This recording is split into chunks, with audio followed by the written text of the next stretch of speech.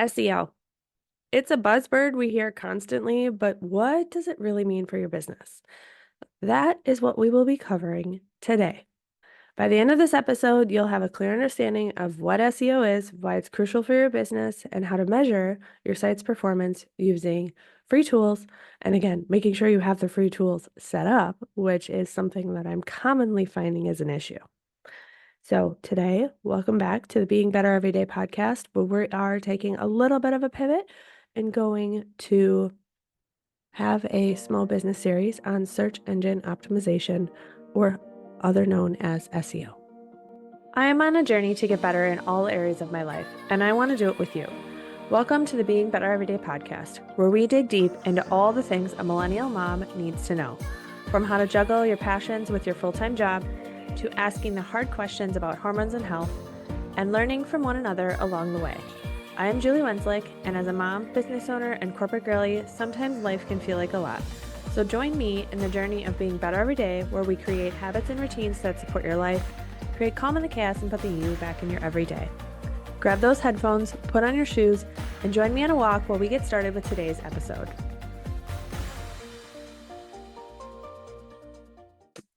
Welcome. Again, today is all about SEO. And this is a concept that I started to dive into as a VA. I had a client, or have a client, that does weekly blogging as well as weekly YouTube videos and shows up consistently on Instagram, TikTok, and I manage her Pinterest. I started doing her blogs in the beginning of 2024 and quickly realized writing wasn't for me. But with that, I had to learn SEO.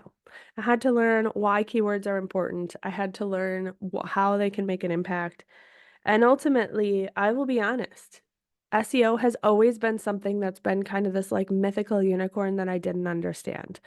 And until I started diving into it as an entrepreneur and ultimately decided to invest in a course because I knew that it would be better, it would make me a better web designer, it would make me a better marketing person, and it would help me help my clients. So I invested in a comprehensive search engine optimization course that was about $2,000. And through that course, it dove into everything from, what is SEO, which we will talk about today, the components of it, as well as technical things like how to use AI as it relates to it, what AI could and could not be good for, how to incorporate local SEO, as well as all of the tools that are quote unquote required in order to optimize your SEO. So first of all, what is SEO? Search engine optimization is the process of optimizing your website to improve visibility on search engines like Google. If your business can't be found online, then it's likely, that your SEO is not optimized. Or if you're searching for your name, searching for your business name, and you are not one of the number one results, it's probably because your SEO isn't optimized. And I think one of the common misconceptions is that web design and SEO are two of the same things, and they are absolutely not. So I started with web design, and I have now, also become an expert in SEO. They are two and distinct things. So think of web design as the actual look, the user experience of your website. So yes, your web designer is adding headings and adding body copy and working on the layout, right? That UX, that user experience. They are hopefully working on your site speed, but they are not an expert in understanding which keywords to use for your headers and how header tags make a massive difference. Some maybe, but I have found that through most of my conversations with other web designers, as well as just looking at other people's websites, they're two very distinct things. And that is not judgmental of the fact that you can be an expert in one or the other or both. And I think as a consumer, as a business owner, you need to understand what those differences are so that you understand who you're hiring and then how maybe they can complement each other. So, first of all, I think one of the common misconceptions is that if you build it, they will come. And that was definitely my assumption when it comes to having a web page. I just figured Google liked everything. They read all the words and they were like, yep, I get it. Well, lo and behold, Google only crawls mobile optimized websites for number one. So if your website is not mobile optimized, Google won't care about you at all, period. That is something that is newer. And they only crawl, which means reads, websites that on the mobile version, right? So if you're hiding things on your mobile version, if you're simplifying your mobile design, keep in mind that whatever is on your mobile version is only the only thing that your search engines will read. The other thing with that is you actually have to tell Google to crawl your websites. And I didn't know that until I started diving into SEO. And so we'll get into those tools today. I do have a blog that corresponds with this as well as a freebie that we'll talk about. But you need to make sure your Google Search Console is set up properly and that you tell Google to crawl all new content. Um, so the other thing is generally think of your headers on a website like a book. Your top header, what's called an H1 tag, depending on how you tag things, but it's going to be your H1 tag, usually at the top of your website, is going to be your book cover, right? What is the name of the page? So if I was to name this episode, right, what is SEO and how to measure your website's SEO performance? That's my H1 tag. My H2 tag would be what is SEO? And another one would be why SEO matters to your business, right? Those are chapters within the book. And so think of tagging as a way to tell Google how to read your website.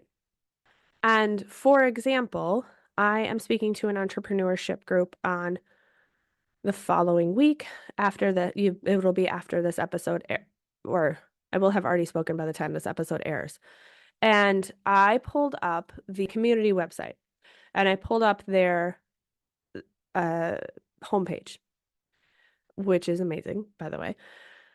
And so generally, each website, I'm going on a little bit of a header tag tangent, but each website should only have one header tag, and it should be your again name of the book. Their name of the book is monthly meetups. It's not a community of support empowering women to break free from limitations, which is what their website, their first title looks like. But again, because they have how they have it tagged, Google is reading it as, you know, one of their underlying tags, monthly meetups, versus the main chapter of the book or the main title of the book. So I will do a whole separate episode on page SEO, but again, that is just kind of the importance of it when it comes to your website is understanding your header tags, because what I have found is most designers, myself included until I had proper education, they will use header tags based on the design because each header tag tends to have a different design. And certain web platforms, you are restricted to that. So for example, on Squarespace, you are restricted to the design based on header tag. On WordPress, you are not.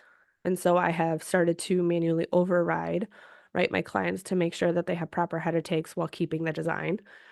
On Show It, you are not, but you need to make sure that things are then properly tagged.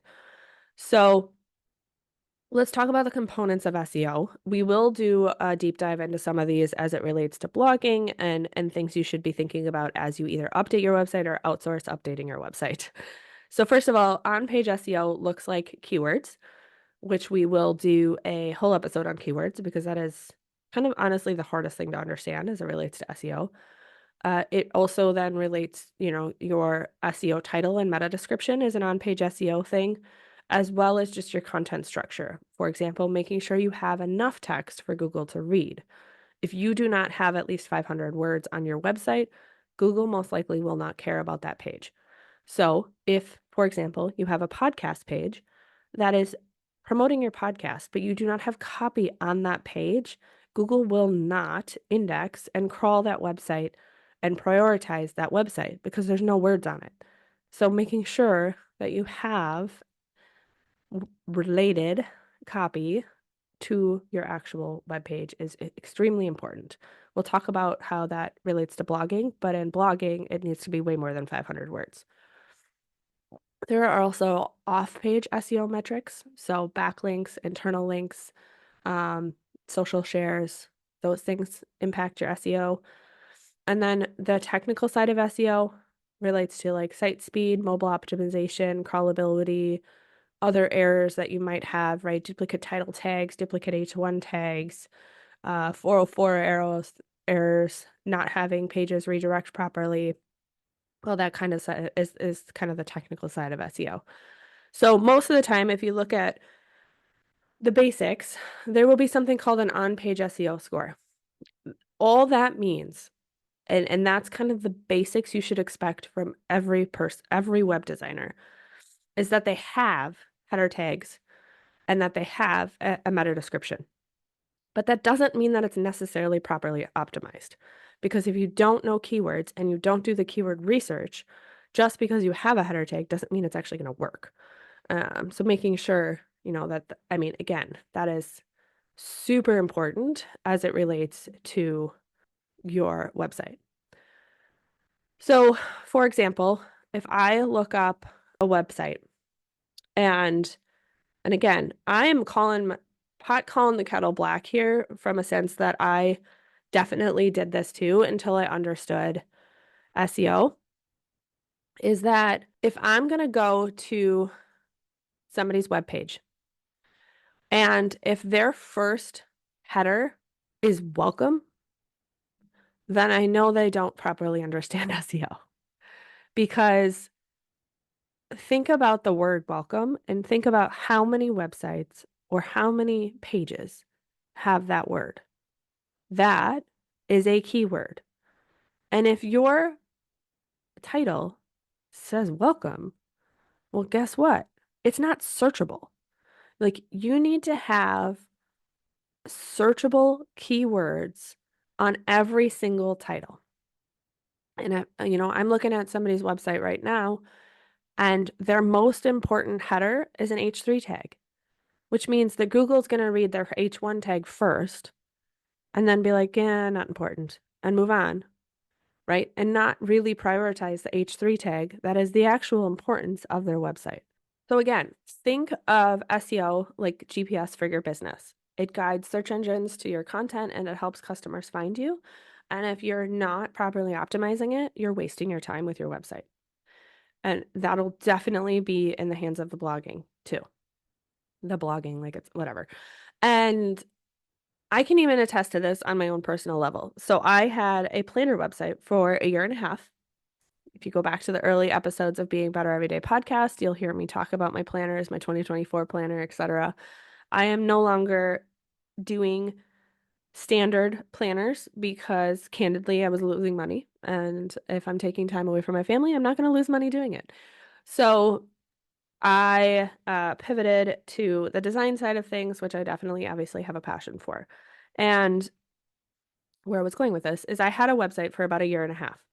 And in that time, from an organic search perspective, I probably averaged maybe 2 clicks a month of organic search, meaning I was not directing traffic to my website, or I was the only one directing traffic to my website, right? Google was not directing traffic to my website. Now, flip, I launched my new website by PW Designs in July of 2024. So we are 2 months into it. And generally, by the way, SEO takes a good 3 to 6 months to start gaining traction. And I have already gotten more organic search and clicks than I did ever on my old website. That is the difference that SEO can make. Because now, and again, I had my header be like, welcome to P&W Designs. Great. I don't care. Right now, my header is, I'm going to pull it up as we're talking here. And so now my header is small business website and design services. And then my H2 header is branding, visual identity, social media templates, or anything else your small business heart desires. Right? That's my main header on my homepage. And then if you look at my Pinterest page, for example, it's Pinterest marketing and virtual assistant services. It's specific words that are searchable. It's not, let me make things pretty, because that's honestly what my new heading was going to be until I realized, okay, that's not really searchable. So it definitely will increase your organic traffic. I'm seeing those results in clients that I'm working with already. It builds credibility and trust, right, with search engines, which actually does matter, especially in the world of AI right now. Google is cracking down more and more on quality content, and it'll give you that long-term ROI compared to just paid advertising in general, right? You can't, if you have paid advertising, but you aren't optimized in the first place, it's not going to give you results. You need to make sure that your website is built from an SEO perspective before you ever invest in paid advertising. So we are going to get into actually educating yourself as a small business owner on how to measure your website's SEO performance, because even if you feel like it is optimized, it's really important to measure your results and your traction long term so that you understand if you're making progress and potentially where you need to make adjustments. So the key metrics that I want you to track, and then we'll talk about how to track those or where to find that information. But the key metrics that I want you to track are, first of all, organic traffic. And organic traffic is the number of visitors who land on your website from a search engine, right? So that's not direct traffic, which would be you directing them clicking directly, or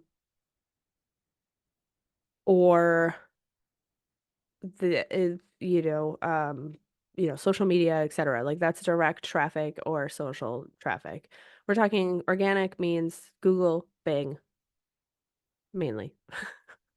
Then again, it matters because it indicates how visible your site is to search engines. The second thing you're going to track is keyword rankings. And that is where overviews where your site is ranking, specific for specific search terms. And this is super important because it tells you, right, if you are actually starting to get traction on things.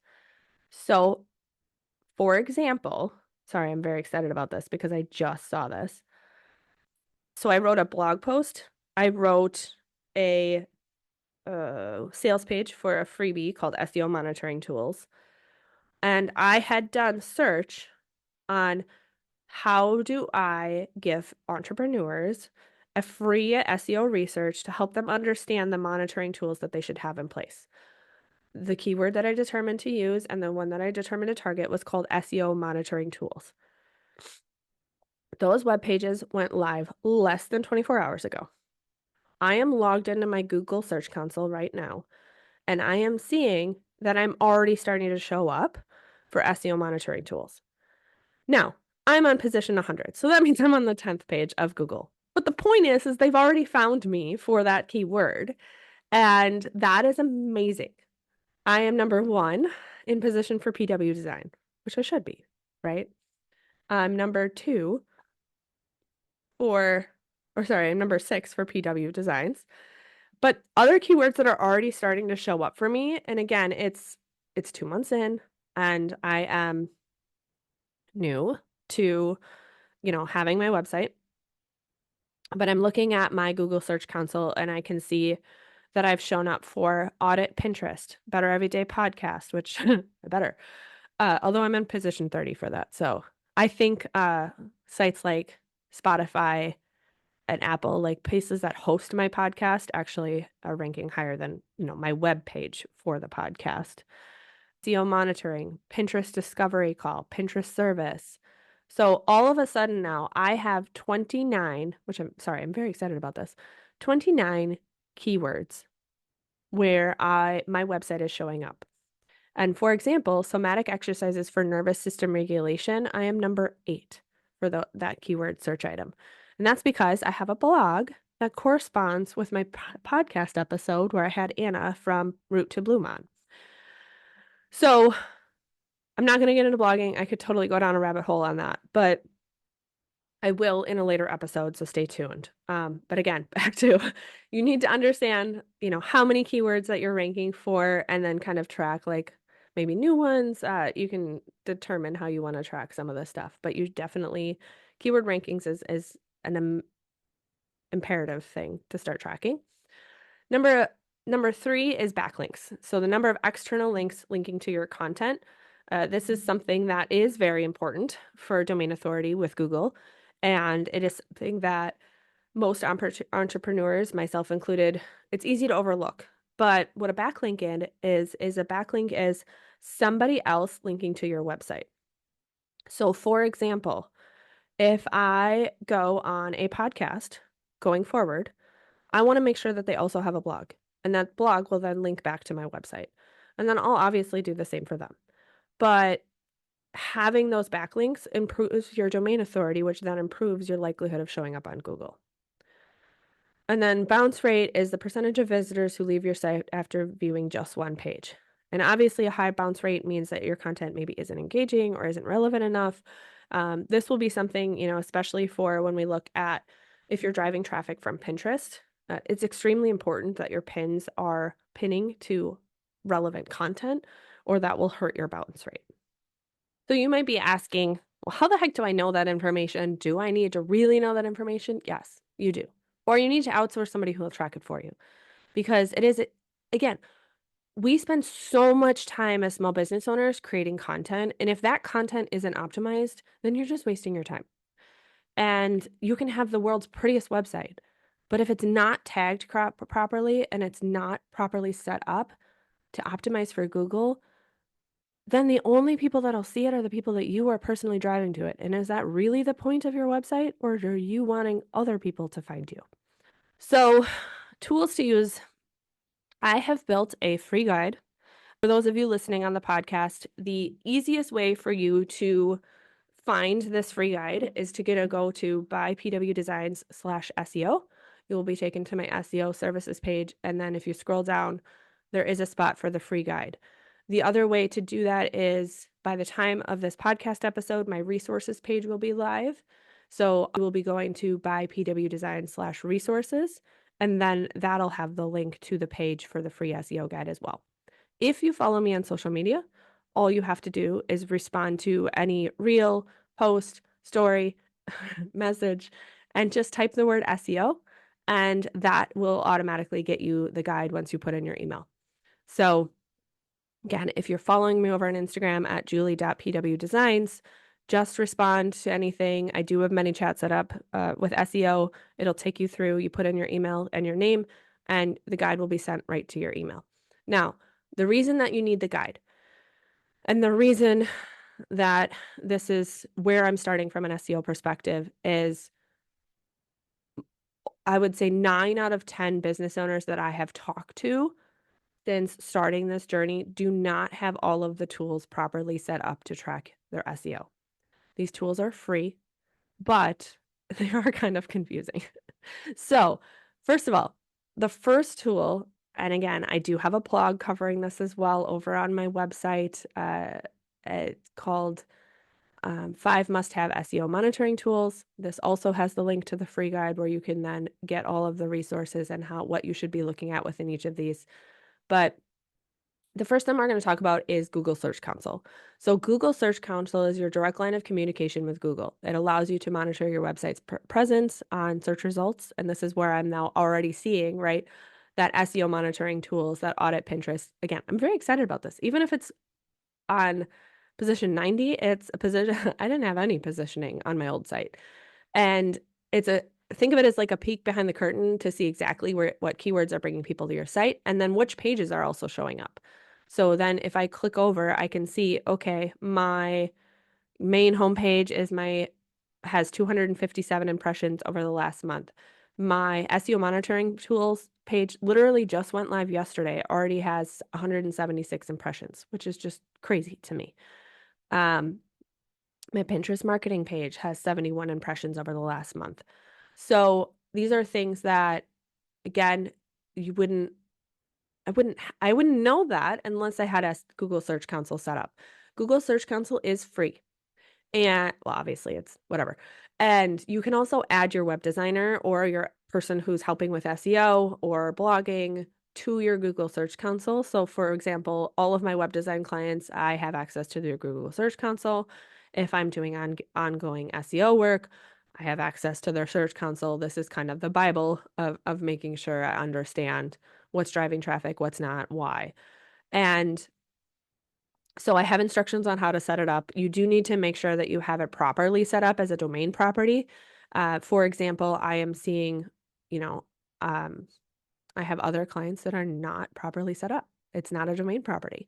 So it should say domain property underneath. And then the guide will walk you through making sure your sitemaps are set up, making sure you're indexed properly. The biggest thing I want you to take away from this is, if you don't have the guide, is every single time you make an update to your website, whether it's a new blog, whether it's new copy on an existing page, or a new page altogether, you need to submit that page for indexing. 100% the reason I'm already showing up for SEO monitoring tools is because I immediately submitted it for indexing on Google Search Console. And again, less than 24 hours, and I already have impressions on that site. The number 2 tool that you need to have set up for your business, again, regardless if you're going to dive in and use it today, these tools can't start monitoring your stats until they're set up. So if you're somebody who's had a website for years, doesn't have Google Search Console, you don't get insights for the last couple of years of traffic. So you need to make sure to get these set up as you're listening to this. So the number 2 tool is Google Analytics. This is one that I feel like more people have heard of, but Google Analytics helps you understand like what they're doing once they get to your site. So it'll help you monitor use behavior, it'll track conversions, it gives you audience insights. Candidly, I use Google Analytics less than I use Google Search Console, but I do have it set up. And I think as I get more traffic, that's when I'll use Google Analytics more. I find Google Search Console to be more easier to understand. Now, depending on your web platform, it is different on how you set these up. So, for example, in Squarespace, Google Analytics is an externally API code, whereas Google Search Console is something you put into your domain properties on your domain host. So, what I would recommend is if you don't know how to set these up, or if you do get stuck as you try to go through and set these up, even with the workbook, is just use ChatGPT to ask how to do it depending on your host and depending on your provider. And ChatGPT will write out the instructions for you. The third tool is one that almost everyone that I've talked to doesn't have set up, and that is Bing Webmaster. So did you know that Bing powers 3% of all web searches? Well, that is 500 million people a month. So even though obviously I'm using the word Google most of this podcast, Bing is still important. And Bing's master tools is very similar to Google Search Console. So if you don't tell Bing to crawl your websites, it won't crawl them properly and it'll miss things. So, which I'm realizing I forgot to submit my new pages to Bing as well. But you're going to submit your site pages for indexing. You're going to do track search performance. You are going to identify other SEO issues. I will say the other thing that I like is I feel like Bing is better at helping you find other like search terms.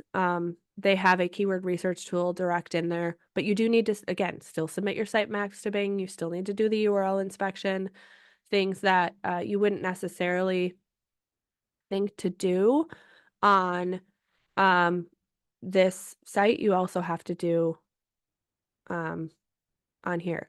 So for example, I just put on my new blog, the SEO monitoring tools, and it says index successfully, which is great, but that says 3 SEO issues found. And the meta description is too long. I tend to accidentally do that, but that just means it's not going to be you're not going to be able to see the full description on the search result, which I'm okay with. And then I apparently forgot to do my alt image text, which we'll talk about in another episode, but not surprised. I always forget to do my alt image text. But it'll kind of inspect each individual page and tell you what needs to be fixed. So again, Big Webmaster, very easy to set up. There's instructions in the guide. So get your hands on that guide and then make sure that you do have that set up so Bing can track your search performance as well. The final SEO monitoring tool that I feel like you need to have, and this one is, I would say, the hardest, is Google Business Profile. So Google Business Profile is, I would say, for most people, it's almost like their first thing that they do is do the Google Business Profile. I have not done that in the past, but it is something that I am actively working on trying to get set up for myself. So I'm not an expert on Google Business Profile, but it is something, especially if you're looking at optimizing local SEO, like you need to have it set up. And so Google Business Profile helps you appear in local search results. It helps you appear in Google Maps when somebody reaches out or searches for a service near you. So if you are a masseuse or an acupuncturist or anything that has a physical location, obviously this is your number one priority, is optimizing your Google Business Profile. That means getting regular and active reviews. That means making sure that things are properly updated on your Google Business Profile. Uh, Even if you're an online business, you can have a Google Business Profile. There are nuances on making sure that you set it up properly. So one of the recommendations, for example, that I heard is, well, I can work from anywhere. I can serve anyone. I do not just serve Minnesota, so I should put that I serve everywhere. Well, guess what? Then when somebody searches, you're searching and you're competing with everywhere. So really, Google Business Profile is meant to be your local SEO. So I would be selecting that I serve the West Metro because that is where I live. And that is what my Google Business Profile will focus on, is serving the West Metro. I have regular Google for the rest of it. So again, if you serve a local market, an optimized Google Business Profile is imperative. But even if you serve an online market, it is something that you should work to get set up. The other question that is common is like, well, I work out of my home. I don't want my home showing up on Google Business Profile. You do have to put in your home for identity verification, but you do not have to have that show up on your Google Business Profile.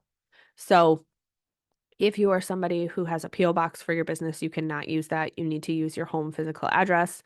But again, you don't have to have it actually show up externally. Number 5 is a bonus tool that I use a ton. And I'm going to almost asterisk this and say it's SEMrush and Ubersuggest. I've actually loved Ubersuggest more, but I started with SEMrush. So SEMrush and Ubersuggest both have free options where you can get consolidated information on your site health. And this is something that is more technical, but it allows you to do better keyword tracking. It allows you to do competitor analysis. It allows you to do a site health audit to see if you have broken links, slow page load times, missing metadata, right? This is the technical side of SEO. So the workbook that I developed does go through how to set it up and actually fixing 10 of the common most errors that you can find on SEMrush in your audit report. So make sure to download that workbook, run a free SEMrush audit on your website. Start looking through those issues. And if you do have questions, feel free to reach out. I will say, make sure you follow the instructions to do the free SEMrush site audit. SEMrush is a very expensive paid tool, but they do allow for one free audit a month. And so if you are tracking your SEO and looking to make some small incremental updates per month, you can run the SEO audit basically once a month and kind of track your progress that way. Again, today what we've covered is, what is SEO? We have not even dove into keyword research yet, but again, I talked a little bit about the importance of it and understanding the differences in keywords, a little bit about header tags, which is a massive thing that I feel like gets missed, and then the free tools that you need to start monitoring your SEO. The next time we meet, we will start talking through the tools that you will use to actually start doing keyword research and the best tools to get started. So until next time, keep on taking one step towards being better every day. And that's a wrap on today's episode of the Being Better Everyday podcast. Thank you for listening. I truly appreciate each listener. If you've enjoyed the conversation, I'd love if you would leave a rating and review or share it with your bestie to help me reach more women looking to ask the hard questions and live above that status quo. To see any visuals, head over to my YouTube channel. Links, socials, and resources mentioned can be found in today's show notes. If you're looking for more, you can find me on Instagram at julie.pwdesigns, sharing the behind the scenes of my everyday life as a millennial mom, corporate girly, and small business owner. Until next time, keep on taking one step at a time towards your version of being better every day.